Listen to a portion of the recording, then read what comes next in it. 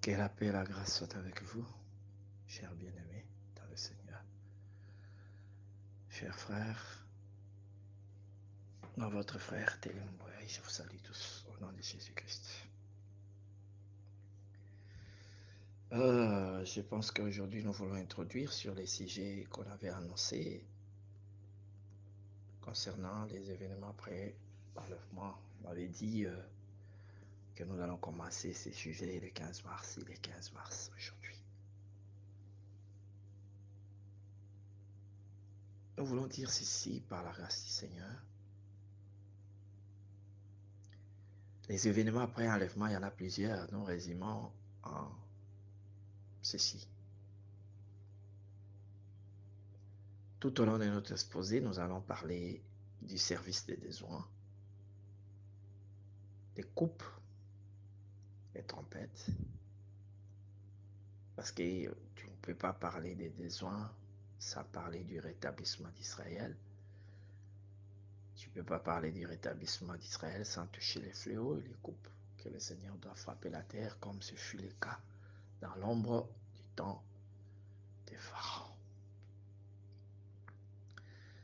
Le Seigneur, quand il vient libérer son peuple, il doit anéantir leurs ennemis. Voilà pourquoi même les disciples au chemin d'Emmaüs, ils s'attendaient que le Seigneur puisse renverser Rome qui dominait sur eux.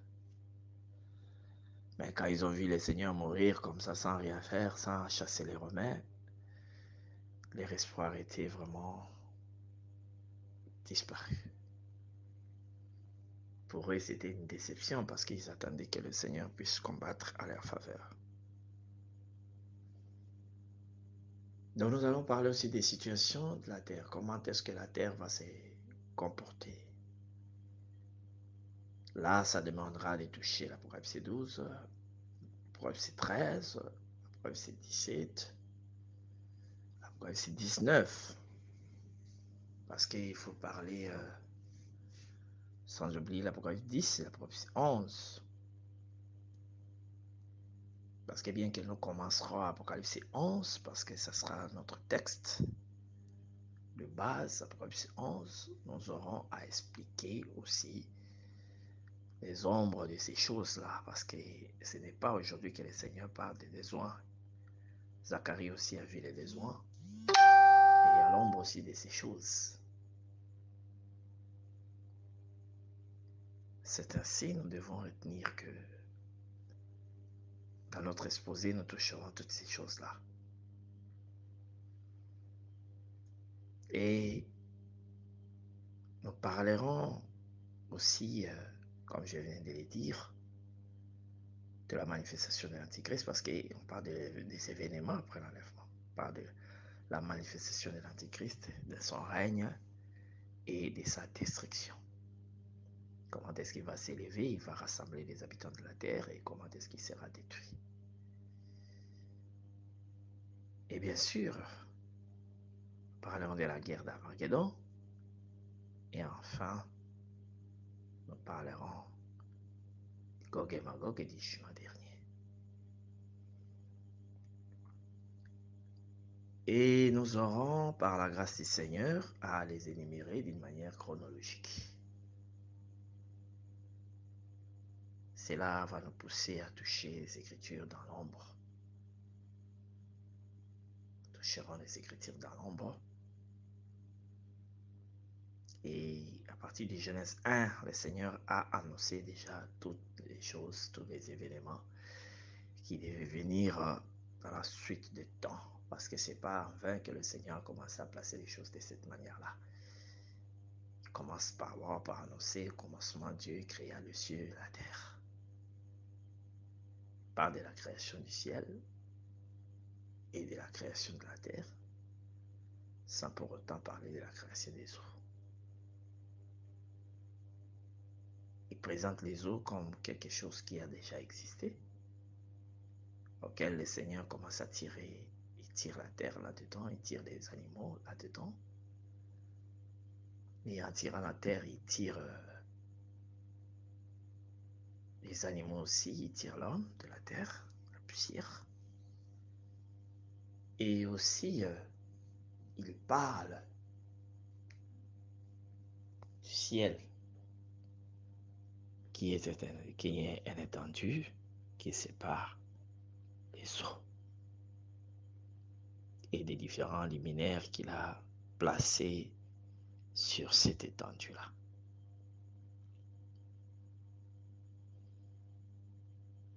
Ce n'est pas en vain que le Seigneur n'a pas commencé dans Genèse 1 de parler de la création des eaux, parce que la création des eaux vient avant que le Seigneur dise que la lumière soit. Et ça devait être ainsi parce que les eaux parlent de lui-même aussi. Mais si nous voulons jeter un peu les regards dans Psaume 68 et 78, 78 pour ceux qui parlent français de la France,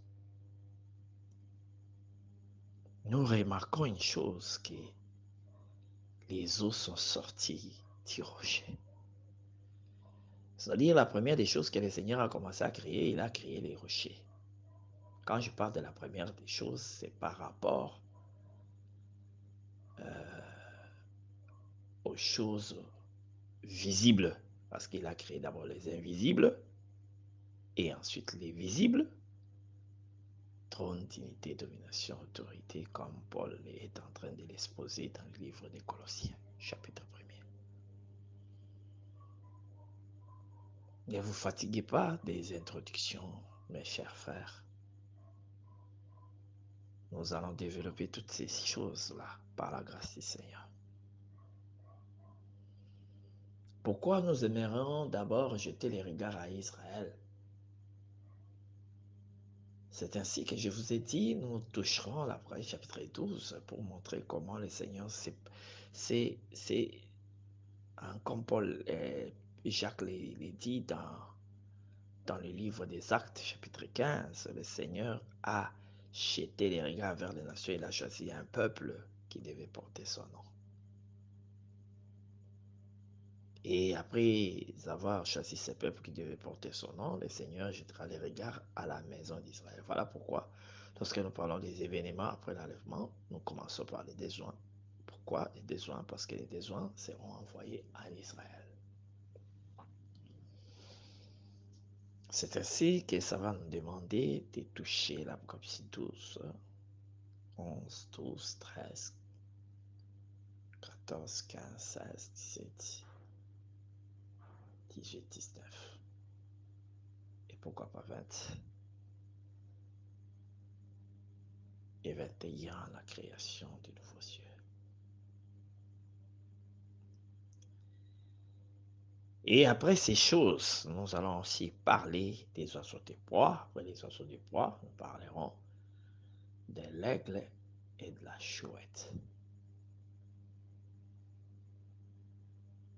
L'aigle va de l'eau, la chouette va de l'émoi. Nous allons expliquer ces différents oiseaux. Et je pense que par la grâce du Seigneur, comme nous l'avons introduit aujourd'hui, c'est-à-dire annoncer des grandes lignes de notre marche, nous parlerons de ces choses-là sans pour autant laisser beaucoup de temps. Aujourd'hui, nous voulions seulement attirer votre attention. Attirer votre attention parce que le Seigneur parle de l'enlèvement et parle de l'après-l'enlèvement depuis la création. Quand il déplace les eaux d'en bas, il les amène en haut, il annonce l'enlèvement. Quand il sépare la lumière d'avec les ténèbres, il parle de l'enlèvement aussi. Parce que la lumière, c'est tout un jour, ces jours-là, qui est tout un peuple aussi. La lumière, c'est tout un peuple. Il dit, vous êtes la lumière du monde. Il appelle tout un peuple la lumière. C'est-à-dire, quand il dit que la lumière soit, la lumière fut, c'est tout un peuple que Dieu est en train d'engendrer. Il les montre. Quand il déclare, vous vous êtes la lumière du monde. Donc, le Seigneur, quand il veut définir la lumière, il parle de la lumière comme le jour, la lumière comme le peuple. Et quand il sépare la lumière d'avec les ténèbres, c'est l'enlèvement. Parce que l'enlèvement, en réalité, c'est la séparation d'un peuple qui porte son nom, d'un peuple qui est la lumière, et il les sépare de ténèbres. Les ténèbres, c'est tout un peuple aussi. Les ténèbres, c'est tout un prince. Les ténèbres, c'est le péché. Mais n'oubliez pas, l'ombre aussi parle du ténèbre.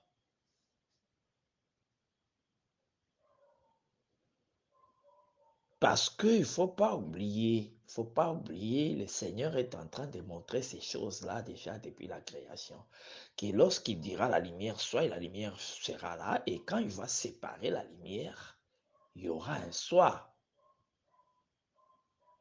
la fin du jour. Et quand il y aura la fin du jour, il y aura le matin.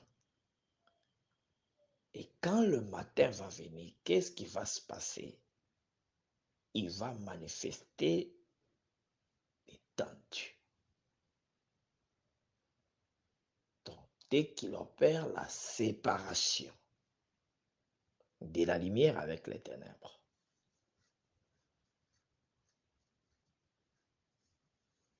il fait quoi après? Juste après, il crée l'étendue. Et cette étendue-là, il appelle ça ciel. C'est pour cela que vous allez remarquer que lorsque Jean écrit aux églises qui étaient en Asie, après avoir parlé de la marche de l'église, chapitre 2e de l'Apocalypse et chapitre 3e de l'Apocalypse, après avoir parlé de l'église, on présente directement le ciel. Le chapitre 4e, c'est le ciel qui est présenté. On présente le ciel directement.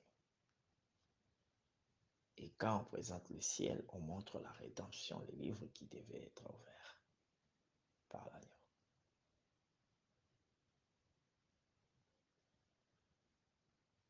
Et après avoir monté la rédemption, on montre, dans le 6e chapitre, on montre directement les chevaux qui commencent à chevaucher. Et quand on montre les chevaux en train de chevaucher, au 7e chapitre, on montre le scellement d'Israël. Donc, ce sont des choses qui ne sont pas placées comme ça au hasard. Ce sont des choses que le Seigneur a placées d'une manière ordonnée. Dieu a placé les choses d'une manière très bien ordonnée.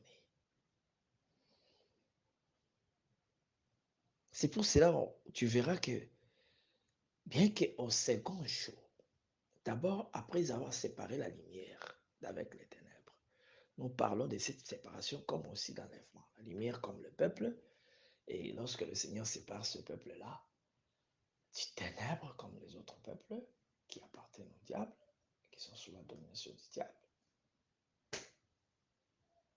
Voilà pourquoi le Seigneur l'a montré en Égypte, il a séparé la lumière du ténèbre. Israël, c'était la lumière et l'Égypte, c'était les ténèbres.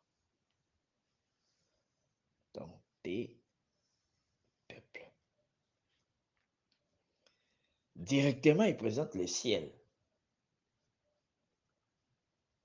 Et quand il présente le ciel, après, alors qu'il présentera la terre. Et en présentant la terre, on doit voir les arbres, différents arbres, sortir. Tous ces mouvements-là, on peut les placer d'une manière linéaire, c'est-à-dire par rapport à la succession des événements aussi.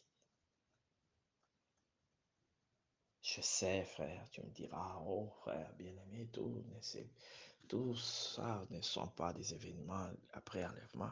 Ça, c'est vrai. Mais d'une manière linéaire, le Seigneur le présente aussi de cette manière-là. Parce que juste après, après notre départ, notre séparation,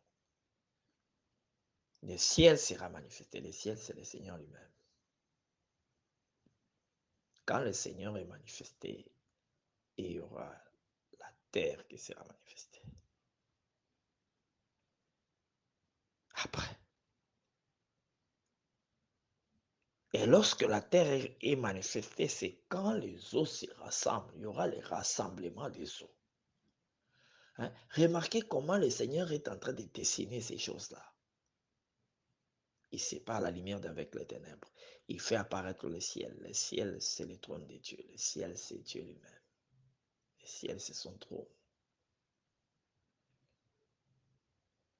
Et après avoir séparé et présenté le ciel qui est son trône, il rassemble les eaux.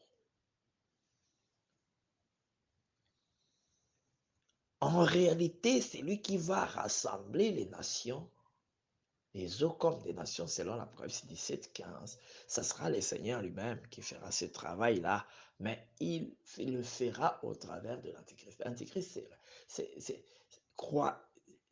il va se croire que c'est lui qui est en train de rassembler les eaux. Alors, en réalité, c'est le Seigneur lui-même qui est en train de les rassembler. Il est dit clairement dans Zacharie 14.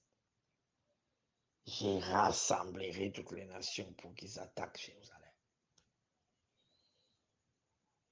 Mais dans la matérialité de ces choses-là, ne me tenez pas rigueur sur les termes français. Je ne suis pas un Français, je suis un Congolais, un Africain qui a appris la langue française et qui ne la maîtrise pas très bien. Et qui l'utilise pour communiquer parce que c'est une langue qui est parlée dans plusieurs pays dans le monde.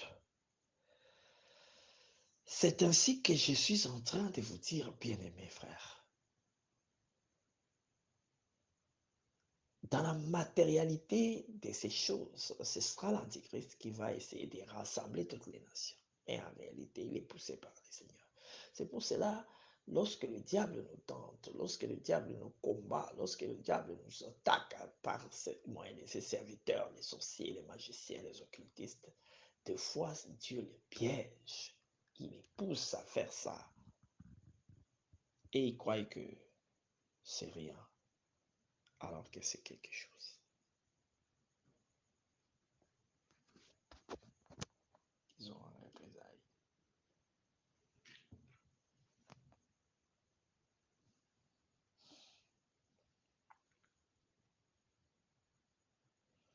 Donc, c'est un peu dans ce sens-là. Parce que lorsque ces eaux-là vont se rassembler, je parle du rassemblement des nations, des rassemblements des eaux à plusieurs couleurs. On peut parler du rassemblement des eaux comme le rassemblement des Écritures pour que le sec qui est le Seigneur puisse paraître. Puis la véritable terre, l'homme, le Fils de l'homme, il paraît.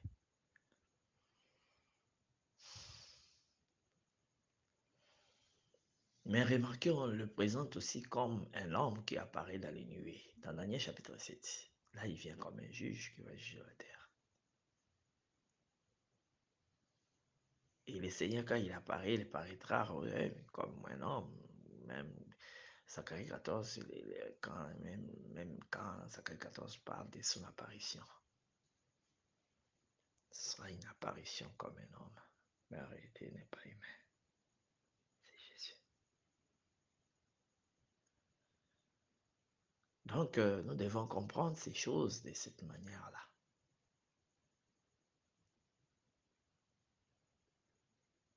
Et quand le Seigneur apparaît comme un homme, ah frère, il va écraser toutes ces nations-là. C'est-à-dire, il sera comme une grande montagne. Parce que quand la terre apparaît, on voit la montagne, on voit l'apparition de la montagne. Et lorsque le Seigneur paraîtra, il prendra la forme de la montagne. Il paraît comme un homme qui écrase et qui devient une grande montagne. Il deviendra une montagne. La terre apparaît, il prend la forme de la montagne. Parce que lorsque la terre est apparue, il est sorti des eaux, il a pris la forme de la montagne. Je n'ai pas oublié la vallée et les plaines.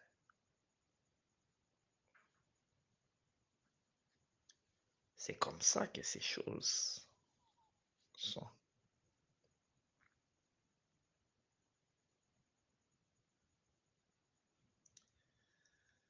Donc, c'est juste une introduction pour te faire voir combien est riche cette intervention et combien il serait profitable à toi de le suivre. Priez pour nous que le Seigneur nous donne le temps de faire ces choses-là parce que c'est un devoir, je dirais même une obligation pour nous de parler de ces choses. Nous sommes appelés, mis à part par Dieu pour parler de ces choses, de toutes ces choses. C'est très important. Excuse-moi de les avoir exposés à des aires tardives selon ceux qui habitent l'Europe et l'Afrique. Mais pour ceux d'Amérique, c'est pas ère tardive.